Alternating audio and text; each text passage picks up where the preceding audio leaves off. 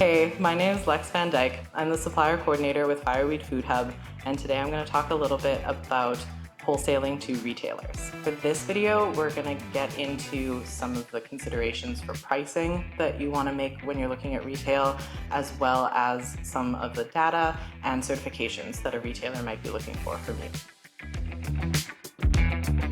Retailers are going to require higher food safety standards than a market or a CSA customer might, and they generally are going to require some certifications. So some of the certifications that a retailer might be looking for include GAP, that stands for Good Agricultural Practices, or HACCP, which stands for Hazard Analysis Critical Control Points. Both of those programs involve audits and certification from an external certifying body, and they can be a little bit difficult to attain for a small farm. There are some expenses involved. For small farms that are looking to get into retail, you might consider looking for retailers that are willing to accept other types of certification or proof of food safety plans in place on your farm. You might be able to run through a checklist with a potential customer at a retail level. They might be willing to come out and do their own audit with someone internal to their organization, and we might be able to support our Food Hub suppliers with that work as well. When you're thinking about pricing for retail, you're going to want to consider the gross margin that the retailer wants to receive. So they're looking for around a 35% gross margin average for dry grocery and generally across the store. The gross margin refers specifically to the percentage of the final retail price that the consumer pays that ends up going back to the retailer.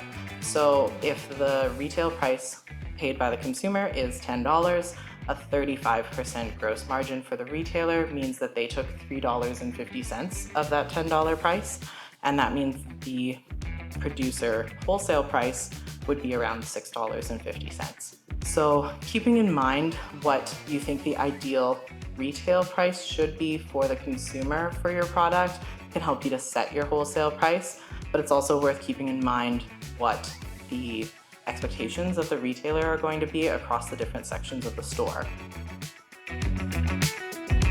In terms of frozen grocery, it's a little bit higher than the dry grocery average, so we're looking at 35 to 40% as the target. For the fresh meat section, around 40% gross margin. For the deli, it can be anywhere from 35 to 45%, but they're looking for that higher end if your products go in their service case because there's additional labor there. So if you're selling bulk meats or cheeses that are going to need to be cut and packaged in store as they're ordered by the customer, you're looking at that higher end. When it comes to the bakery, you might be selling ingredients that are going to be used in some of the scratch products that are made in the bakery. They're adding quite a lot of labor to those products, so you're looking at a 65 to 75% gross margin for those. And then the produce section has a bit of a range as well, around 33 to 45%. When you're thinking about pricing, you also want to consider your distributor. So if you're working with a conventional distributor, they're generally aiming for a 30 to 35% gross margin as well. That's before it's sold to the retailer. So that does create a little bit of additional pricing pressure for the producer. You do need to lower your price a little bit further. Working with a nonprofit or cooperative distributor like Fireweed Food Hub, there's a little bit more wiggle room. We are able to take around a 20% gross margin, sometimes less, depending on the type of customer, because we're able to access grants and subsidies, and then we're also able to put our profits back into the co-op. So that does help a little bit for the smaller scale of producer, but you do still need to consider that distributor margin when you're setting your price. The other pricing strategy that is important to consider is that some retailers are going to use something called keystone pricing, which is a consistent practice of doubling the wholesale price to achieve the retail price for the consumer. When you're thinking about that suggested retail price, knocking off 50% to set your wholesale price can be a good strategy if you don't know whether the retailer is using keystone pricing or not, or if you do know that they have that in place. Retailers also want to see proof of sales, so they're a little bit averse to risk. They want to take on products that they know are going to sell, and in an ideal situation, you're getting your product in pre-purchased, not on consignment in the retailer. So in order to take that risk and purchase your product, they want to know that the price is appropriate and that there's demand at that price. If you're selling at farmers markets, you can use proof of sales from the farmers market to show the retailer that the pricing that you're using is working, and you can show them the number of units that you sold over one season or perhaps an even longer amount of time. If you're using a digital point of sale system like Square or something else on your phone, those systems often have the ability to generate these kinds of reports. So all you really need to do is tell the system what you want, and it can spit out a report that names the price that you were selling at, the number of units, and the date range. And that's plenty of info for you or us as a distributor to take to a retailer and make the argument that the pricing is appropriate and that the demand is there. If you don't use a system like that, you might consider setting up just a simple spreadsheet and tracking for each market date how many units you sold and how you had it priced. And doing that over a number of months, one whole season, perhaps even 2 seasons, can be plenty of information for a retailer as well. If you're already using something like QuickBooks to do some of your farm financial work, you can also use that sort of system to generate these reports. And you might need to just put in that information about units sold, how much you harvested versus how much you sold can be a good way to track as well, as long as you've got the price in there so that you're documenting that the price was appropriate for the product.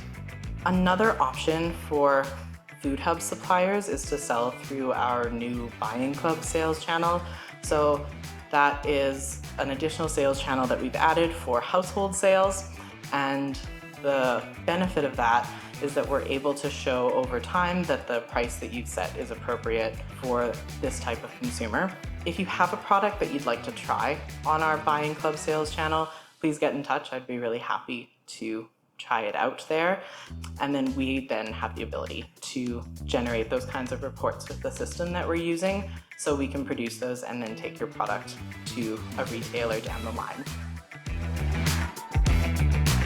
When it comes to attempting to make large sales to a retailer, which is one of the big reasons a producer might want to move in the direction of retail sales, you want to be able to offer some bulk discounts. So retailers are looking for, ideally, the best price they can get on the type of product that you're offering. And they're also looking for opportunities to purchase your product at a lower price so that they can move a large volume of it. There's language in the retail industry of opportunity buys. So that phrase is something that we can use as a distributor to let a retailer know that we have a large volume. This is a time-limited price that's available to them, and they can make the choice to purchase or not based on that pricing. But we're not expecting producers to offer discounts throughout the season, so those opportunity buys, they come and go, and retailers recognize that based on that language. There's also other avenues to consider beyond just getting your product on shelves. I mentioned that you might sell your product to be a raw ingredient in bakery products. You can consider the bakery as a potential outlet for larger volumes that you might sell all at once. And same thing if they have a prepared food section in their deli, you might be able to get your product in there as an ingredient as well. So if you're looking for more support around setting your prices, looking into some of these certifications or anything of that sort, Manitoba Agriculture has a number of business development specialists who are really happy to help and are really set up to work with small to mid-sized farmers. Their website also includes a lot of resources, including things like cost calculator documents where you can input all of the costs that you incur to produce your product to develop sustainable pricing that you can use long-term as you try to move your product through retail. I'm also really happy as the supplier coordinator to work with folks on some of these questions. And then I'm also going to link a resource document below this video that has some more ideas of where you can go to get more information. We'd like to take a moment to thank the organizations and individuals who have helped us to make this project happen. First, I'd like to thank Food and Beverage Manitoba for providing generous support to this video project and the larger wholesale readiness project that it's part of. I'd also like to thank the province of Manitoba for their funding and support. We want to thank the Lord Roberts Community Centre for sharing this space with us to film in. And we want to thank the food hubs, suppliers, and customers who have shared their knowledge and experience with us, helping us to evolve and grow throughout this project. I also want to thank Jeff Van Dyck for sharing all his knowledge and expertise with us around retail and wholesale that has really informed the basis of this video.